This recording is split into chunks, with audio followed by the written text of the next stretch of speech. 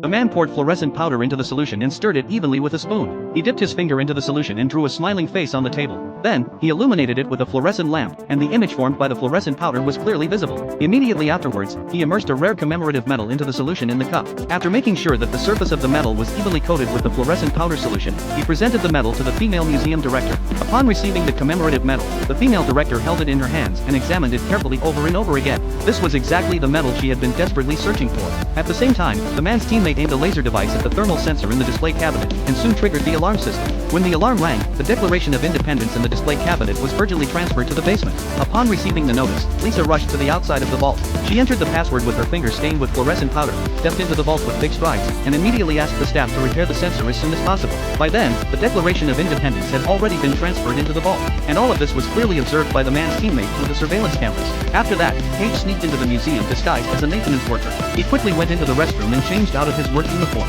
He had already put on a suit underneath. After throwing the work uniform into the trash can, Cage mingled into the ongoing dance party. The moment the female director took the champagne, he quietly took the glass from her hand. Returning to the restroom, Cage poured out the champagne in the glass and used a special tool to extract the female director's fingerprints. At this moment, his teammate had set the surveillance footage to a still state. With the female director's fingerprints, Cage successfully opened the special elevator. When he reached the door of the vault, Cage pressed the keys of the combination lock and then illuminated it with a fluorescent lamp. The fingerprints on the keyboard were clearly revealed. With the help of his teammate in cracking the code, he quickly determined the correct password and entered the vault smoothly. After entering, he quickly removed the external protective casing and successfully took out the component of the Declaration of Independence. However, just as Cage stepped out of the museum gate, the female director, who had sensed something was wrong, chased after him. At the same time, the staff discovered that the Declaration of Independence had been stolen, and the museum immediately sounded the alarm. Lisa instantly realized that it was Cage who had done it. Just as she was about to take action, this scene was witnessed by Jack, who also intended to steal the Declaration of Independence. Jack took the opportunity to kidnap Lisa. Seeing this, Cage immediately gave chase.